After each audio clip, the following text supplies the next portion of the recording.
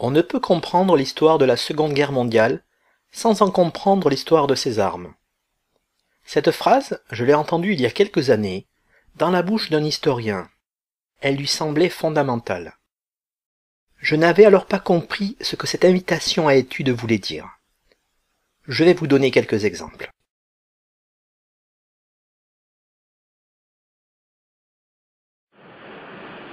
Sur les 6 porte-avions de l'escadre, les 350 pilotes désignés pour l'attaque reçoivent leurs ordres.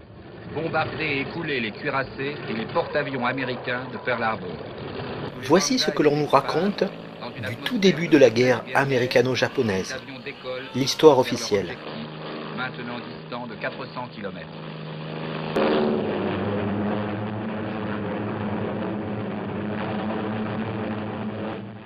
À Honolulu, les rues sont vides. C'est l'atmosphère douce et un peu mélancolique d'un dimanche anglo-saxon. Avec parfois un petit bug. Personne, sauf un radariste peu convaincu, ne verra arriver la première vague japonaise. En effet, que penser de ce radariste découvrant un ciel rempli d'avions, prenant l'initiative de ne pas avertir sa hiérarchie?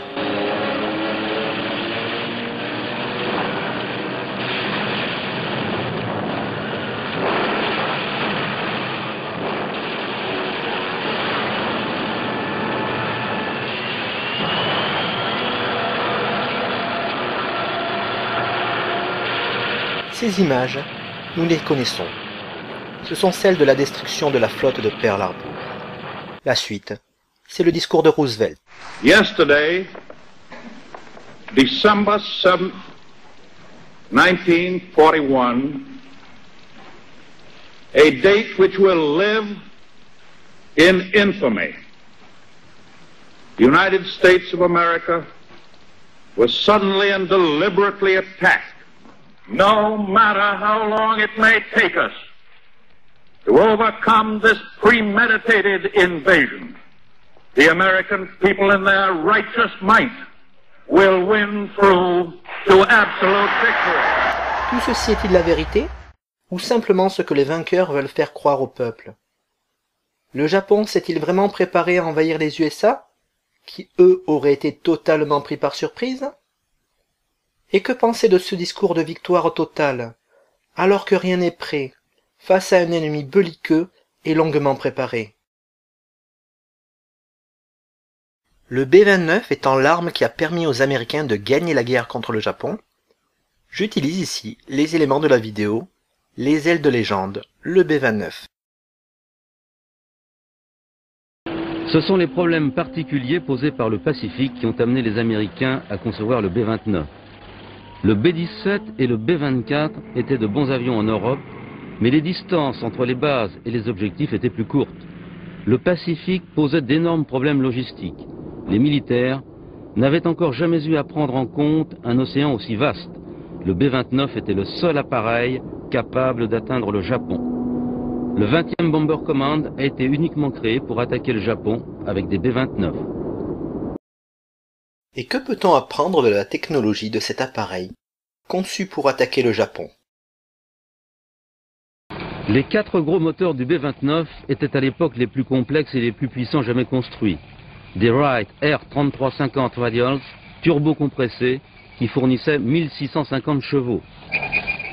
Pour avoir un bon rendement à haute altitude, ces énormes hélices de 4,65 m de diamètre tournaient très lentement.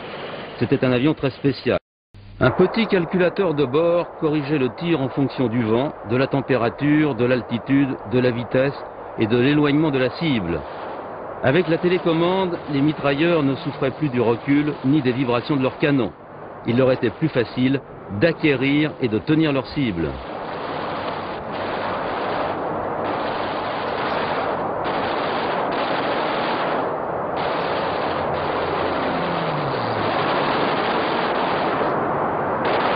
Ces images de chasseurs abattus prises par sa caméra ciné-mitrailleuse sont d'un réalisme terrifiant. C'est le mécanisme de tir qui la mettait en route. On la voit ici installée entre les 2 mitrailleuses de la tourelle arrière inférieure.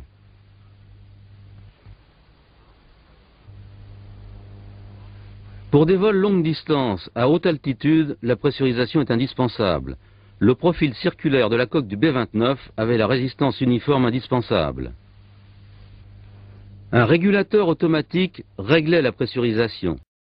Who were trying to complete modifications to the airplane. As things went wrong and had to be replaced, these crews learned on the job. Il semble que les Américains y aient mis tout leur savoir-faire. Et quand débute l'étude de ce super bombardier? Bien avant la guerre, Boeing et l'armée avaient étudié les effets de la pressurisation, à la fois sur les équipages et sur les appareils, car un bombardier complètement nouveau était en projet. En 1939, cet appareil, le B-29, devait pouvoir voler beaucoup plus haut que le B-17, et la pressurisation était la seule solution pour échapper au masque à oxygène, inconfortable et contraignant.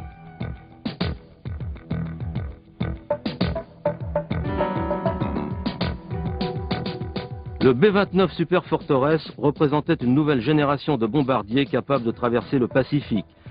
Jusqu'à présent, la taille de cet océan avait mis le Japon à l'abri de tout bombardement allié. Et les Japonais avaient-ils préparé, pour envahir les USA, quelques bombardiers stratégiques avant leur attaque surprise de Pearl Harbor? Rien. Mais cet exemple peut seul ne pas vous convaincre. En fait, les Alliés avaient besoin d'un avion plus rapide et mieux armé pour vaincre le zéro une fois pour toutes.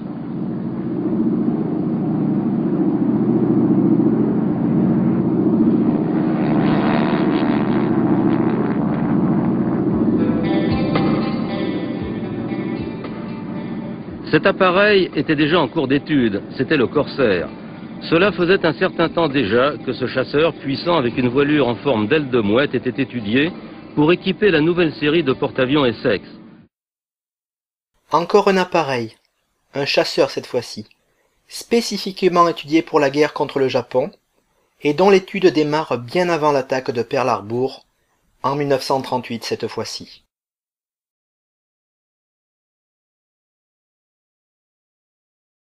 Regardons maintenant ce que raconte Wikipédia sur le B-29. En 1939, inquiet du risque de guerre croissant en Europe, l'état-major américain recommande de lancer au plus tôt le développement de nouveaux bombardiers lourds. Le cahier des charges est émis en janvier 40, exigeant une vitesse maximale de 675 km/h et un rayon d'action de 6000 km. La distance entre Londres et Berlin étant de moins de 1000 km et celle entre Londres et Moscou de 2500 km, on peut se demander à quoi peut servir pour l'Europe ces 6000 km. Bien évidemment, tout ceci est faux. Je vous invite à modifier tout cela sur Wikipédia, puisque tel est son mode de fonctionnement. Vous verrez alors que 70 ans après cette guerre, des gens s'évertuent à maintenir cette propagande que nous continuons à croire en cette histoire officielle.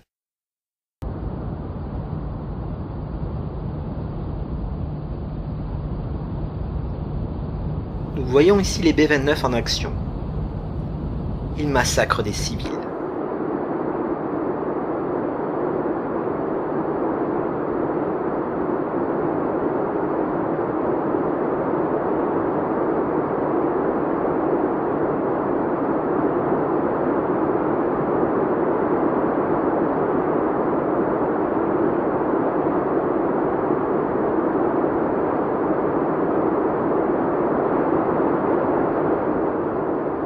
Pendant que le bombardement des villes japonaises se poursuivait, Limay préparait son offensive. Cette campagne allait entraîner en 11 jours la destruction de 75 km² de zones urbaines. Dans les mois suivants, encore d'autres raids et des largages de mines allaient ébranler et affamer la nation japonaise tout entière. Des militaires qui massacrent des civils. Crime de guerre ou pas? À répétition ou pas? Au cours du premier grand raid, 14 appareils sur 279 seront perdus. Des pertes lourdes, mais à comparer à ces résultats, ce raid du 9 mars 1945 a été le plus destructif de tous, mis à part le bombardement de Dresde et les 2 attaques atomiques. Et là, quelque chose comme un demi-million de morts en 4 attaques. Crime contre l'humanité ou pas?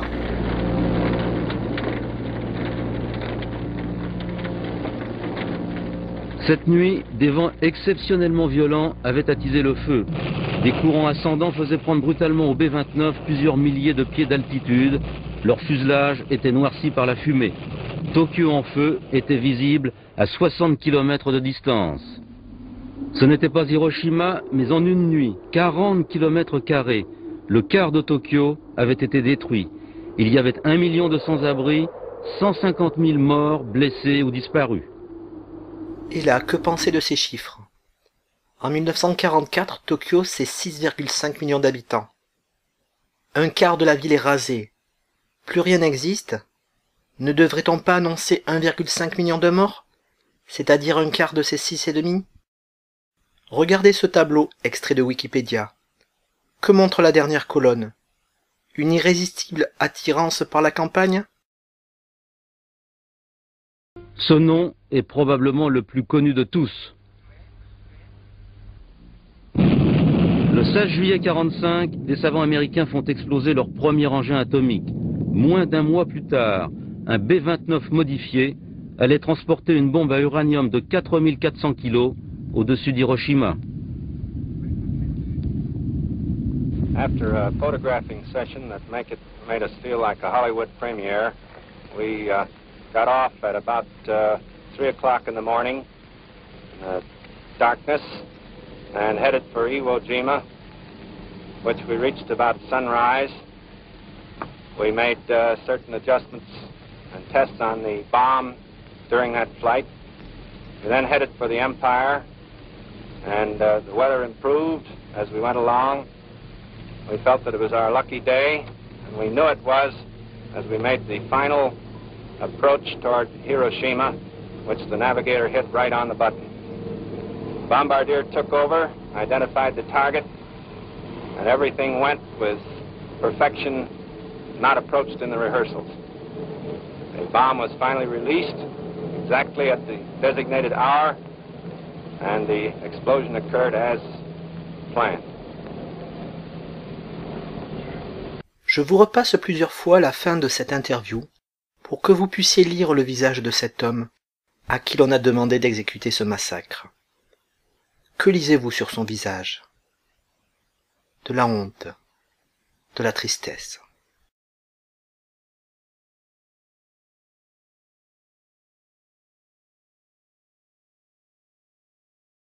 Mais revenons plus particulièrement sur l'attaque de Pearl Harbor.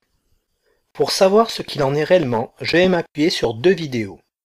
L'infamie de Pearl Harbor et les sous-marins de Pearl Harbor, que je vous invite à visualiser en entier, de notre œil bien sûr. Premier élément. Grâce à l'opération baptisée Magic, depuis 1 an, les États-Unis étaient parvenus à décoder secrètement toutes les communications diplomatiques du Japon. Cela leur a permis d'avoir un accès sans précédent à la véritable façon de penser du gouvernement japonais. Avant de commenter cela, regardons ce que nous pouvons trouver sur cette opération Magic. Je traduis. L'opération Magic est le nom donné aux efforts des États-Unis pour briser les codes militaires et diplomatiques japonais pendant la Seconde Guerre mondiale. La section Signaux Intelligence, SIS, de l'armée de terre et l'unité spéciale de communication de la marine ont travaillé de pair pour surveiller, intercepter, décoder et traduire les messages japonais. Les renseignements recueillis de ces divers messages ont été envoyés au commandement militaire de l'Office des services stratégiques, OSS. La capacité de déchiffrer et lire les communications japonaises était une des composantes clés de la victoire des Alliés dans le Pacifique. Et ce qui nous intéresse le plus, avant même le déclenchement de la Seconde Guerre mondiale en Europe en 1939, les États-Unis ont commencé leur effort pour décoder les communications diplomatiques et militaires japonaises. Nous pouvons donc en conclure que non seulement il est peu probable que Pearl Harbor soit une surprise pour les dirigeants américains, mais également que l'idée même pour les USA d'envahir le Japon date d'avant 1939, ce que nous avons repéré en explorant les tenants et aboutissants de la mise au point du B-29 et du Corsair. Deuxième élément. Mais avant que ces événements de 1942 ne se déroulent, les Japonais avaient dû neutraliser les possibilités d'intervention américaine. Ils étaient à la recherche de nouvelles ressources. Ils avaient perdu 93% de leur approvisionnement en pétrole après que le président des États-Unis, Franklin Roosevelt, ait ordonné l'embargo en juillet 41. Et cela 5 mois avant l'attaque surprise de Pearl Harbor. Nous apprenons maintenant que les Américains maintenaient un embargo pétrolier sur le Japon. Ce qui dans ce commentaire est considéré comme absolument normal. 93% du pétrole n'arrivait plus au Japon. Il semble donc peu probable que le Japon allait indéfiniment se laisser faire. Que dirions-nous actuellement si un pays étranger faisait de même avec nous? Ne le considérerions-nous pas comme un agresseur? Ne riposterions-nous pas? Mais regardons la suite. Quelle est la défense aérienne de Pearl Harbor? L'île est parsemée d'aérodromes. 400 avions sont supposés former un bouclier de protection pour les navires de guerre de Pearl Harbor. Des patrouilles aériennes défensives régulières étaient supposées avoir été organisées, mais les pénuries de carburant avaient souvent empêché les avions de décoller. Alors, que penser de cela? Hawaï, île paradisiaque perdue au milieu de l'océan Pacifique et territoire des États-Unis, le 7 décembre 1941 à 6h30 du matin. Voyons maintenant un extrait de la vidéo américaine des sous-marins de Pearl Harbor. Dans la rade de Pearl Harbor, le périscope d'un petit sous-marin inconnu a été repéré. Le destroyer américain Ward se lance à ses trousses. Je me trouvais à bâbord et j'observais les événements. J'ai vu ce sous-marin et j'ai vu le premier coup partir.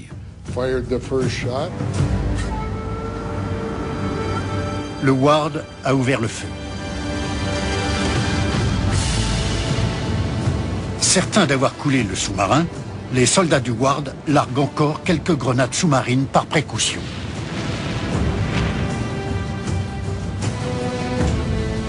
L'opérateur radio prévient la base, mais le message codé n'est pas classé prioritaire et finit par se perdre dans les services de l'administration. 1h30 plus tard, les premiers avions japonais atteignent la base militaire américaine. Ils laisseront derrière eux un paysage de désolation. Le carnage aurait-il pu être évité si les Américains avaient réagi dès la découverte du sous-marin de poche japonais?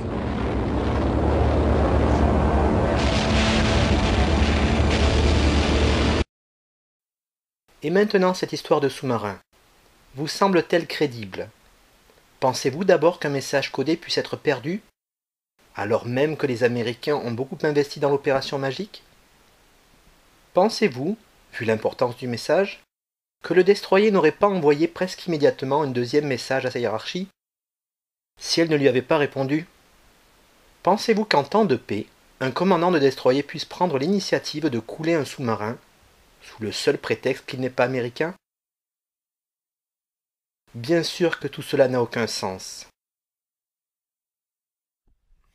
Ce genre de vidéo n'est crédible que si on ne la regarde qu'une seule fois.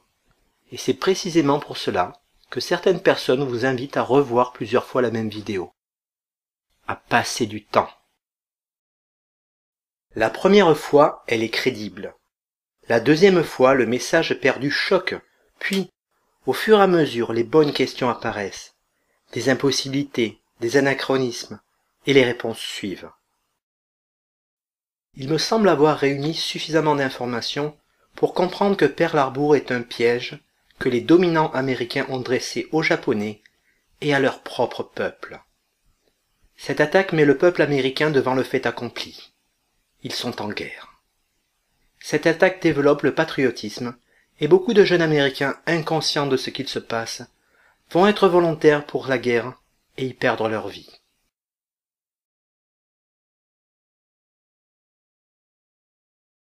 En 1933, Hitler prend le pouvoir. En 1935, il prépare sa guerre.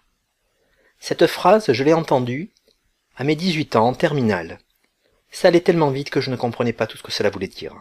Cette phrase voulait dire qu'Hitler était quasiment le seul responsable de la guerre en Europe. Cela allait tellement vite que je n'ai pu me poser qu'une seule question. D'autres pays ont-ils eux aussi préparé la guerre?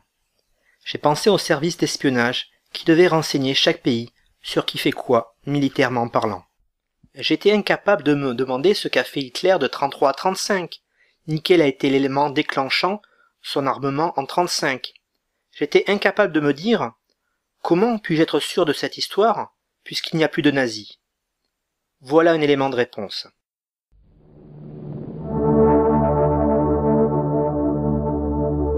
Je vais utiliser pour cela une vidéo américaine sur l'un de leurs bombardiers, le Boeing B-17.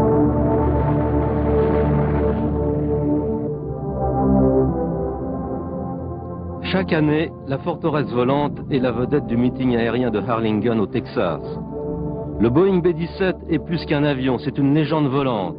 Et les héros de cette légende sont les hommes qui en ont eu l'idée et ceux qui ont su la mener jusqu'à son terme.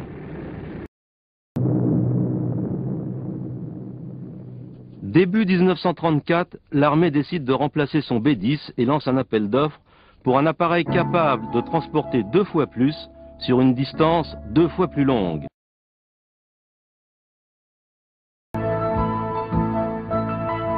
Boeing, sûr d'être en avance sur ses rivaux, décide d'emprunter de l'argent pour construire son prototype.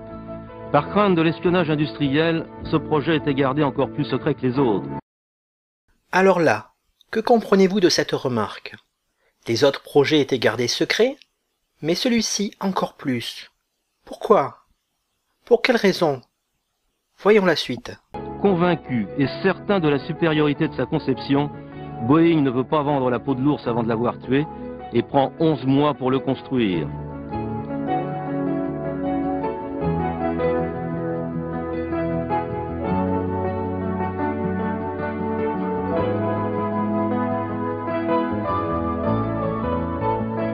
Le 11 mai 1935, l'avion mystérieux sort de son hangar. Il apparaît tout de suite comme le bombardier le plus moderne jamais construit. Il pouvait transporter 2,5 tonnes de bombes sur plus de 3000 km à plus de 300 km/h. Il était armé de 5 mitrailleuses. C'était le premier d'une nouvelle race d'appareils. De début 1934 à mai 1935, dans le plus grand secret, les USA mettent au point un super bombardier. Mais pourquoi? Pourquoi faire? Pour quel type de mission? Et pour quel théâtre d'opération ce super bombardier a-t-il été construit?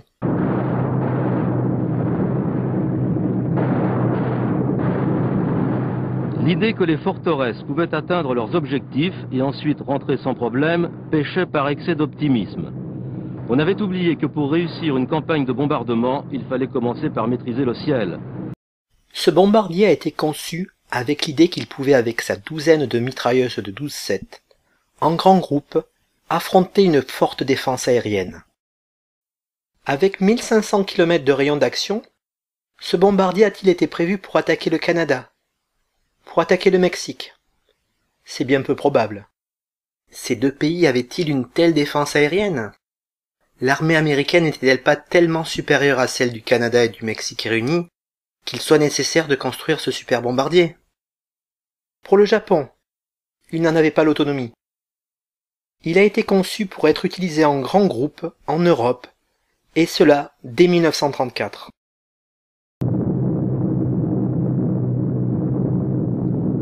La plupart des B-17 commençaient par rejoindre l'Angleterre pour participer à la campagne de bombardement stratégique contre l'Allemagne nazie. Face à cela, il semble maintenant plus compréhensible que l'Allemagne, presque totalement désarmée depuis la fin de la Première Guerre mondiale, décide de se réarmer. Le 11 juin 1935, un mois après le premier vol du B-17, la Luftwaffe est recréée. Mais regardons de plus près ce B-17. Les opérations se déroulant à très haute altitude, les équipages avaient besoin de vêtements spéciaux contre le froid. Quand les B-17 remplis de bombes étaient en route vers l'Allemagne, la vigilance et l'habileté de leurs mitrailleurs étaient leur seule protection. L'approche finale est toujours la partie la plus délicate d'une mission de bombardement. À ce moment, l'avion se dirige droit sur son objectif, comme si son pilote automatique était branché. Il ne doit plus changer de cap, il ne peut plus compter que sur la chance.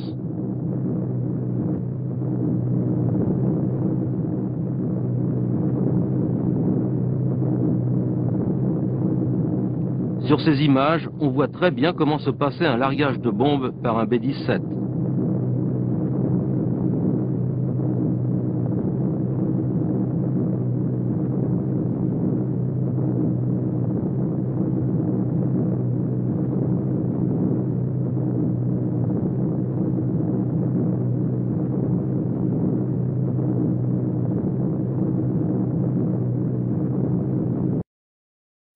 Cet appareil était conçu pour bombarder de très haut des objectifs étendus, des ports, des raffineries de pétrole, mais aussi des villes.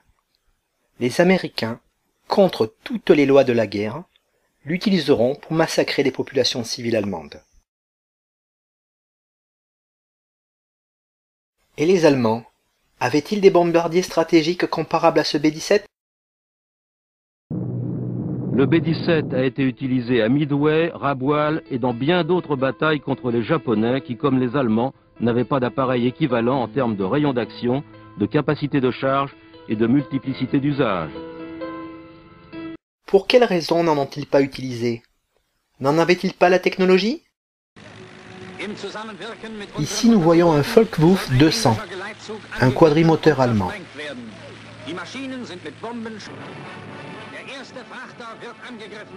Et il a été utilisé comme un avion de patrouille et d'attaque maritime et pas comme un bombardier.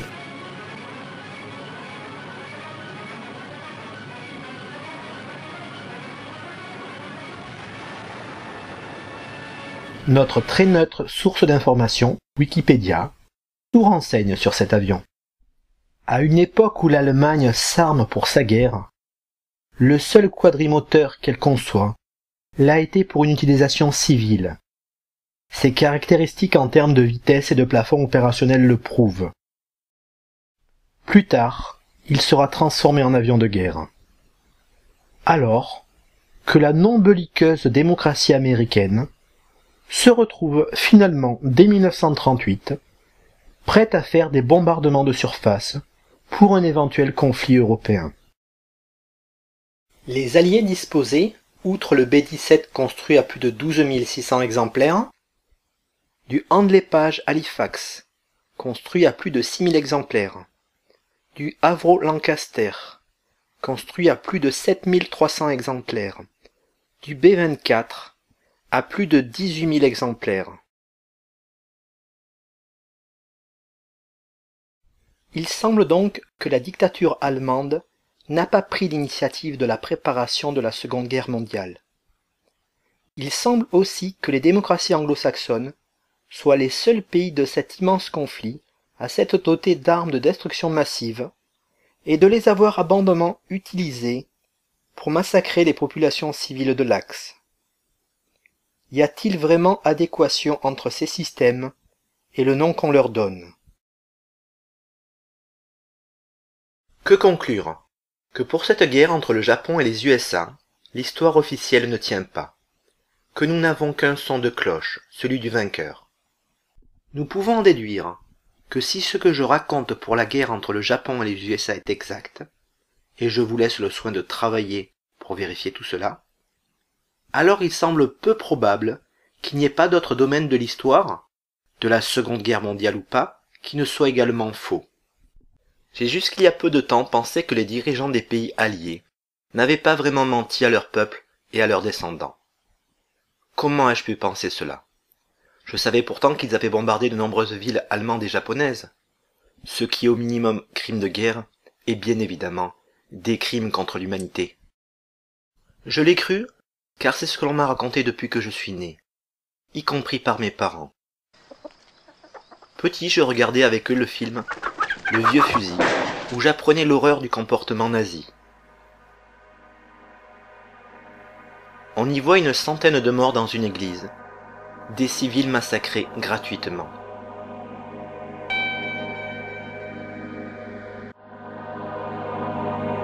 On y voit des nazis tuer pour le plaisir l'enfant de Philippe Noiret et sa femme Romy Schneider.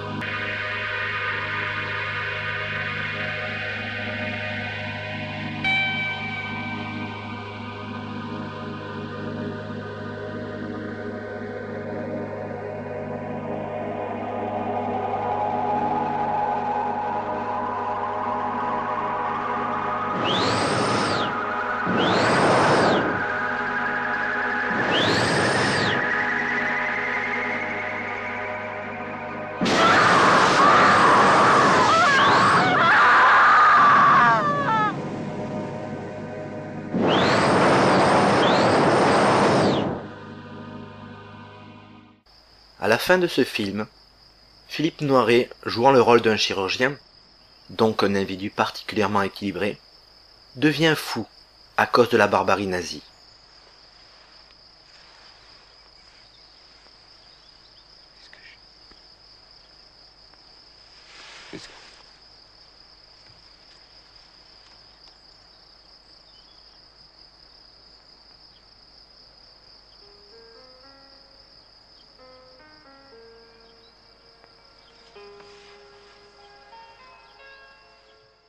Dans le même temps, ma mère me racontait que quand elle était jeune, elle apercevait à peine les bombardiers américains dans le ciel qui allaient bombarder les villes allemandes. Elle me disait « On ne fait pas d'omelette sans casser les œufs ». Sans que ce soit clair, j'ai trouvé, comme beaucoup, normal que la population allemande soit massacrée en grand nombre et anormal les massacres pourtant moindres des nazis en France. Pour ce qui est du côté japonais, ces films perpétuent la version des vainqueurs. Tous les 10 ans environ, une piqûre de rappel est ainsi faite. Mais sortons des films et rapprochons-nous de l'histoire qui nous est racontée. Adolf Hitler avait résolu le problème du chômage par une économie de plein emploi. Bon, là monsieur de la Palisse n'aurait pas dit mieux. Mais pour une proportion importante dans l'industrie de l'armement et par la xénophobie. Mais qui peut croire que l'Allemagne se soit armée durant des années sans que les autres pays en aient fait autant? Si les Britanniques ont gagné la bataille d'Angleterre, c'est bien qu'eux aussi se sont armés durant des années. Par la xénophobie. Qu'est-ce que cela veut dire? Si vous cliquez sur xénophobie, vous n'aurez pas cette explication. Il y a quelques années, nos médias nous ont dit que la xénophobie augmentait en France. Eh ben, cela n'a pourtant pas agi sur le chômage. En comparaison avec les États-Unis ou l'Angleterre, ces chiffres sont très flatteurs sur le papier. Mais pourquoi sur le papier? Tout peuple rêve du plein emploi, de bons salaires, pas de chômage, le choix de notre métier, mais qui dit mieux? Vive la politique de plein emploi! Pourquoi donc en faire une autre?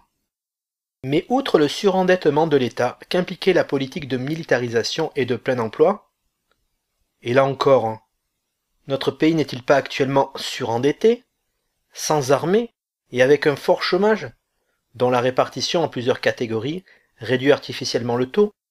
Cette performance apparente fut obtenue au moyen de mesures de plus en plus attentatoires aux libertés. Mais récemment en France, les choses n'ont-elles pas évolué dans le même sens? Si nous refusons plusieurs fois un emploi, ne sommes-nous pas rayés des listes de Pôle emploi?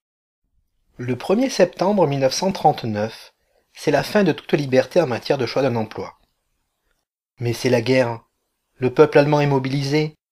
Le lendemain, c'est au tour du peuple français. Qu'est-ce que cela veut dire? Comme vous le voyez, aussi stupide qu'elle soit, cette propagande est très efficace. Il me semble que cette propagande est juste là pour entretenir la légende auprès d'un maximum d'internautes déjà convaincus. Ceux qui s'intéressent sérieusement au sujet, j'entends avec un esprit critique, ne peuvent pas être à ce point crédules. Les porte-avions américains. L'un de ses proches, l'amiral Mukoyama, se souvient. Yamamoto était-il satisfait? Pas tout à fait. Parce que il voudrait bien que notre amiral Nagumo, qui était commandant-chef de notre flotte d'attaque de Hawaï, n'a pas consenti de renouveler l'attaque. S'il attaquait pour la deuxième fois, nous pouvions conquérir l'île entière de Hawaï par là-bas. Mais vous ne pouviez pas conquérir le continent américain? Et après de là, De Hawaï, c'était facile de bombarder la côte occidentale des États-Unis, de Hawaï. Ce serait pas si difficile. Dans cette petite séquence, nous voyons un amiral nous dire deux choses à la fois. Il raconte l'histoire officielle, le bellicisme japonais, à ceux qui ne sont pas attentifs, et aux autres, il ridiculise tout cela. Pour conquérir Hawaï, il faut des transports de troupes, des péniches de débarquement, des chars, des camions, ainsi de suite. Comme vous le voyez, l'armada japonaise ne dispose pas de cela. De Hawaï, il est facile d'envahir les USA. Il y a 4000 km entre les deux, et ils n'ont aucun bombardier stratégique, encore moins un comme le B-29. Pour ce qui est de la Deuxième Guerre mondiale, nous avons donc affaire à une paix carthaginoise, où le vainqueur détruit totalement son ennemi, de manière à ce qu'il ne s'en relève plus jamais. L'histoire antique raconte que Rome aurait déversé du sel sur Carthage pour que plus rien ne repousse. Ceci est bien sûr une allégorie, et l'équivalent moderne de ce sel est la propagande que perpétuent les vainqueurs de cette guerre. Cette propagande a commencé dans tous les camps, dès que les dominants de ces divers pays ont vu leurs intérêts diverger, c'est-à-dire bien avant la guerre. Après la guerre, les vainqueurs ont caché leurs crimes quand ils l'ont pu, et leur propagande a consisté à nous faire trouver normal les crimes qu'ils n'ont pas pu nous cacher. Ils ont au contraire mis à jour les crimes des vaincus, ont augmenté leur importance, et nous y ont rendu bien plus sensibles.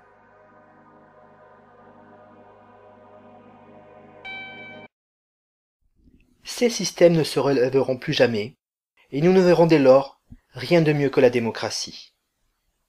Même l'Italie fasciste, qui n'a massacré personne et presque rien fait durant cette guerre, sera perçue comme une horreur. N'est-il pas horrible de se faire traiter de fasciste, alors que nous sommes fiers d'être démocrates?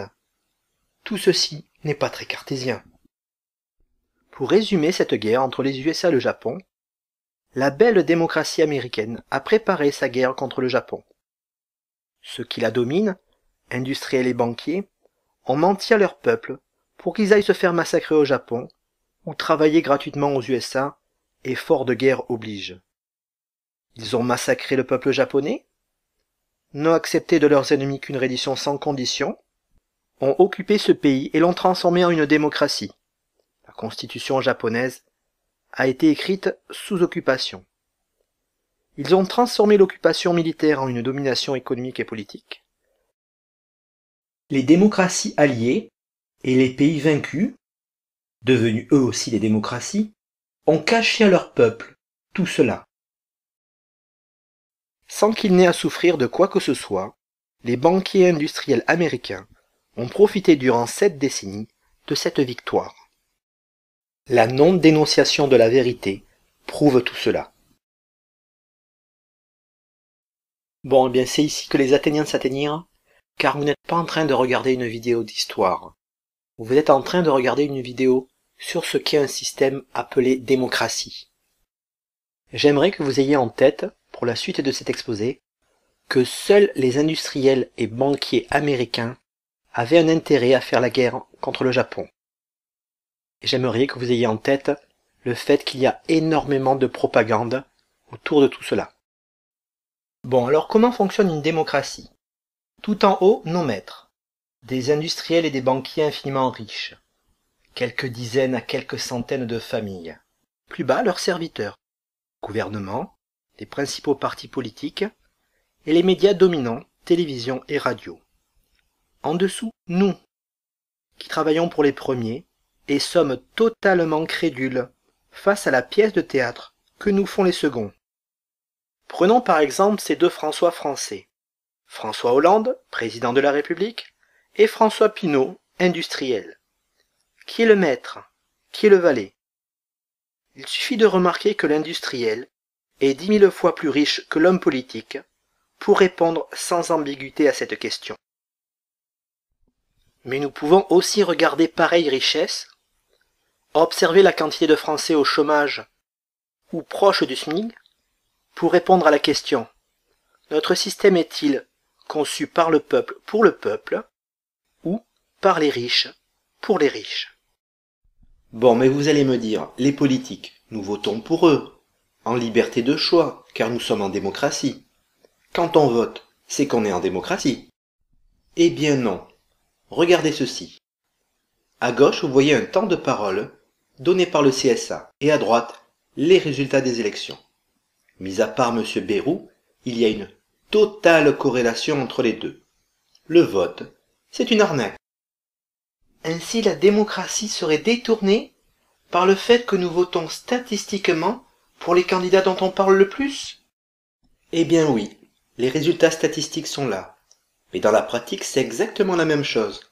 Deux partis politiques se partagent le pouvoir depuis plus d'un demi-siècle, et ce sera la même chose aux prochaines élections. Mais comment cela est-il possible? Eh bien, cela marche comme de la pub. Lorsque l'on réalise un acte d'achat, nous sommes totalement inconscients de l'influence qu'exerce la publicité sur nous. À tête reposée, cela nous semble bien sûr évident. Pour ce qui est des élections, la mise en scène des médias nous persuade du contraire. Si vous allez sur le site du CSA, vous pourrez voir une vidéo où une belle demoiselle vous persuade qu'il est normal, pour ce qui est du temps de parole, qu'il y ait équité et pas égalité entre les candidats. Nous devons plus parler des grands candidats que des petits. Mais de qui se moque-t-on? À l'évidence, cela devrait être le contraire. Les grands partis, on les connaît déjà. Regardons maintenant ceci. La publicité ou réclame est une forme de communication dont le but est de fixer l'attention d'une cible, par exemple un électeur, afin de l'inciter à adopter un comportement souhaité, élection d'une personnalité politique. Là, ce n'est pas comme de la pub, mais c'est de la pub. Si vous avez un peu d'argent, vous pouvez l'investir sur votre candidat, qui vous le rendra au centuple. On ne sait jamais si l'équité du temps de parole ne vous avantage pas assez.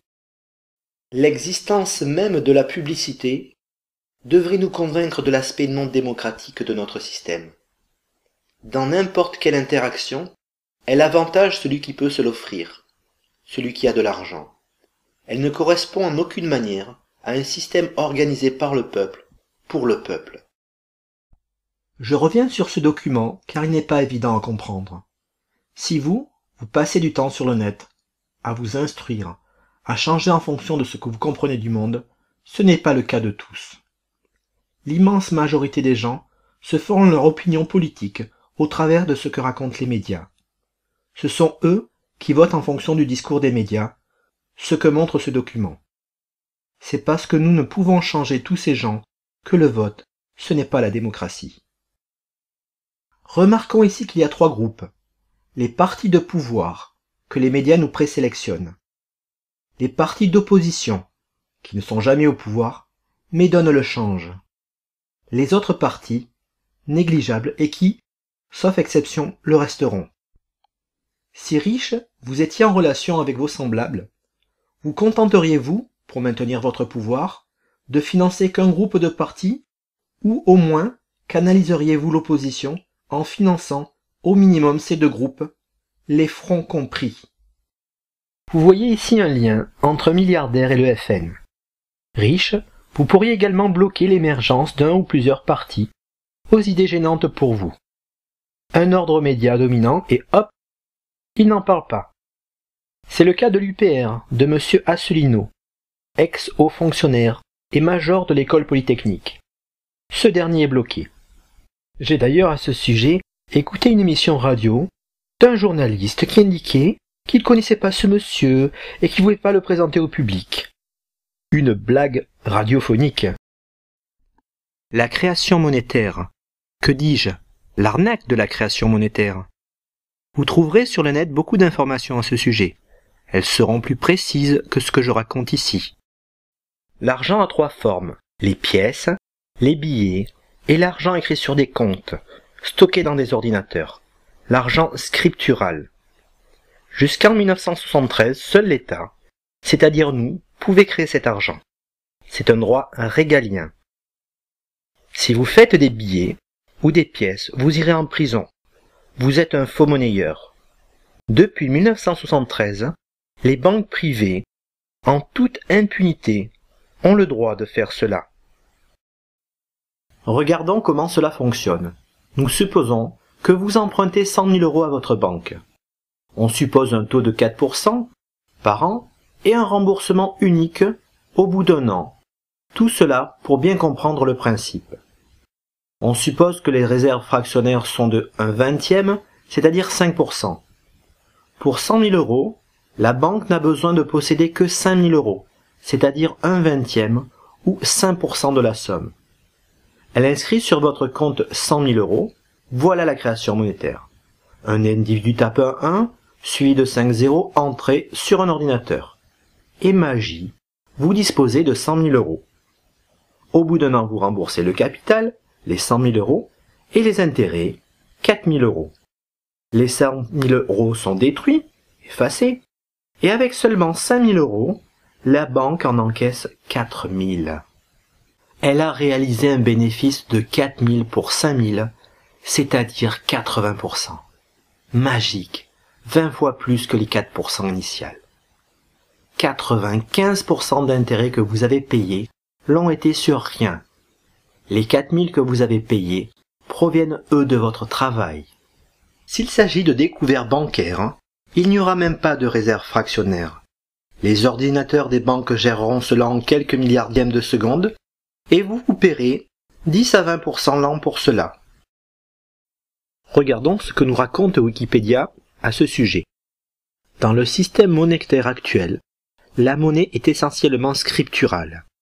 Elle est créée par les banques, par un jeu d'écriture, sur simple demande et dans certaines limites, en échange d'une promesse de remboursement. Dans ce dernier cas est créée de la monnaie d'endettement. Il y a création monétaire lors de l'octroi d'un crédit et destruction monétaire lors du remboursement de ce crédit. Pas un mot sur l'arnaque. Elle indique quand même un peu plus loin qu'il y a des gens qui sont pas d'accord avec cela. Murray Rothbard assimile la création de monnaie ainsi faite à de la magie. Maurice Allais est le seul économiste français à avoir obtenu le prix Nobel d'économie. Il pense que la création monétaire est réservée à l'État et les gains correspondants, c'est-à-dire les 3 800 € de l'exemple précédent, viennent en diminution des charges fiscales générales et pas dans la poche des banquiers. Avec de telles idées, vous comprenez pourquoi personne ne connaît Maurice Allais, pourtant prix Nobel. James Robertson pense que le système actuel n'est pas aligné sur des principes de justice économique, à tel point que la confiance dans les démocraties même en est sérieusement ébranlée. Toute cette vidéo tourne autour de cela. Mais qui profite de cette arnaque? De riches banquiers, bien sûr. Mais par qui a-t-elle été créée? En 1973, dans notre dos, par Pompidou, président de la République, et Giscard d'Estaing, ministre des Finances. On a donc bien des politiques au service des puissants. Voyons ceci. Comme quoi, quand on est doué pour servir les banquiers dans une banque, on peut aussi l'être en tant que président de la République, les plus riches aidant à l'élection de leurs serviteurs. Et si en 4 décennies aucun média dominant n'a parlé de tout cela, c'est qu'ils sont aussi au service de leurs maîtres. Et les profs, que pensent-ils de tout cela? Moi j'étais prof de droit, d'économie. J'ai enseigné le droit à l'économie pendant 10 ans. Donc j'ai enseigné la création monétaire, comme tous les profs d'économie. Et je l'ai enseigné comme aujourd'hui c'est enseigné, c'est-à-dire que c'est pas de façon critique du tout. On décrit, on dit voilà c'est comme ça, les banques privées créent la monnaie, ensuite elles vont se refinancer en fonction de leur part de marché, elles vont se refinancer auprès de la Banque centrale.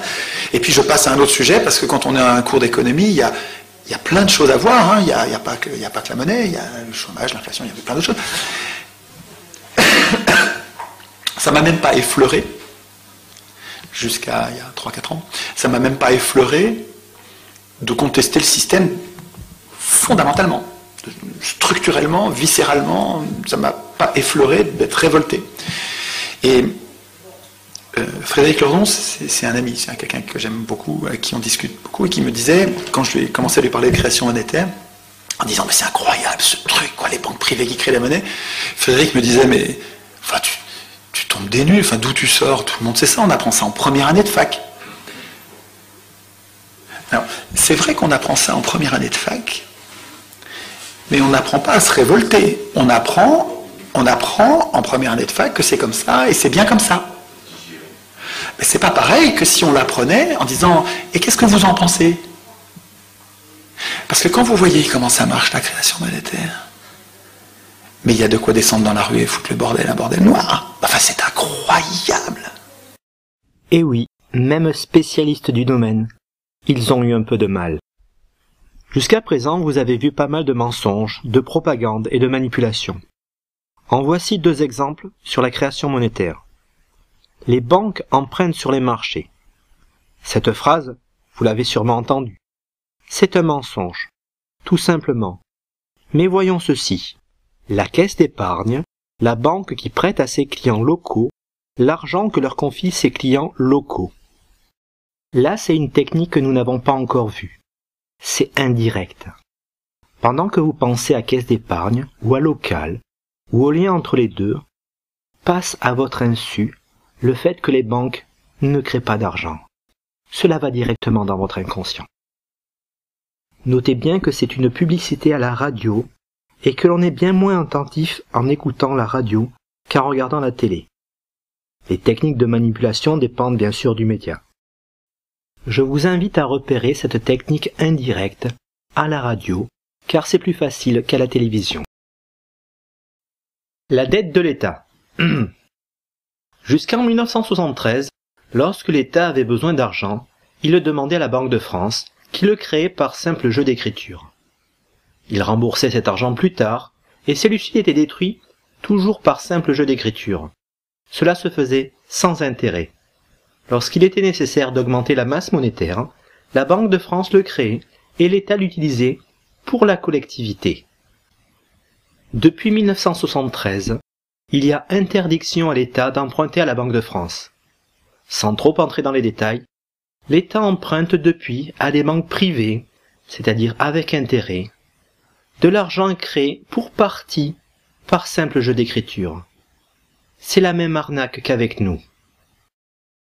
Comprenez bien que pour que cette arnaque fonctionne, il ne suffit pas d'interdire à l'État d'emprunter à la Banque de France, il faut aussi faire emprunter l'État, c'est-à-dire voter des budgets en déficit, ce qui sera le cas depuis 1975. Depuis quelques années, nos très gourmands maîtres banquiers ont voulu augmenter les taux d'intérêt. Ils ont pour cela inventé la notation des États par des entreprises privées. C'est les 3A. Avec l'aide des médias, cette nouvelle arnaque fonctionnera très bien. Bientôt, une majorité de Français seront convaincus. Pour ce qui est de la propagande, je vous parle cette fois-ci d'un sujet de bac. Il est en 2 parties, et la deuxième partie parle du rôle de l'État, du déficit budgétaire, de l'évolution des recettes et des dépenses, de l'explosion du déficit et de la politique de rigueur. 3 annexes sont fournies. Nous voyons dans l'annexe 1, au dernier paragraphe, la dette publique française n'est cependant pas née avec la crise. Les administrations publiques sont structurellement déficitaires depuis les années 1970 en raison de la faiblesse de la croissance. Nous apprenons que dans les années 70, il n'y a pas eu de crise. Il y a pourtant eu 2 crises pétrolières, en 73 et en 79, ainsi que le début du chômage de masse. Mais que maintenant nous sommes en crise. Il faut savoir que le continuel discours des médias, nous indiquant que nous sommes en crise, date précisément de la fin des années 70. Rappelez-vous de Coluche, c'est la crise. Nous apprenons que la dette de l'État est liée à la faiblesse de la croissance. Vous savez que ceci est faux. De plus, les baisses d'impôts pratiquées depuis 2000 ont largement dépassé en valeur les économies obtenues grâce aux coupes budgétaires, qui n'ont réduit qu'à la marge les dépenses publiques. Mais qui profite de la baisse des impôts? Qui profite d'un budget voté en déséquilibre? On lit un peu plus haut. Parallèlement, le niveau de la charge de la dette est largement conditionné à la note du triple A préservée par la France. Mais qui a décidé de cette notation? Quel élu a-t-il proposé cela au peuple, puisque cela nous touche directement et lourdement sur nos impôts? 75 000 élèves vont passer 3 heures sur ce sujet, à le lire et le relire. Ils vont donc tout naturellement penser à l'importance de ce triple A, puisqu'on en fait un sujet de bac. Triple A préservé par la France, qui lui permet jusqu'à présent de financer son endettement à bon compte. Mais le faible niveau des taux d'intérêt ne durera pas éternellement. On peut craindre une remontée du coût de la dette dans les années à venir. Les affirmations à bon compte et la crainte d'une augmentation sont données sans argument, sans explication, sans même un début de piste pour expliquer cela, alors qu'il s'agit de sciences économiques. Il y a une paire d'années, j'ai discuté avec un jeune homme qui, n'étant pas d'accord avec moi, m'a répondu « Ça je le sais, c'est mon sujet de bac ». Cette vidéo n'est pas finie. Je parlerai prochainement de stratégie de détournement, de psychologie, de refoulement et de dissonance cognitive, de la répartition de la richesse créée, de l'offre et de la demande et des stratégies qu'utilisent nos maîtres pour s'en affranchir.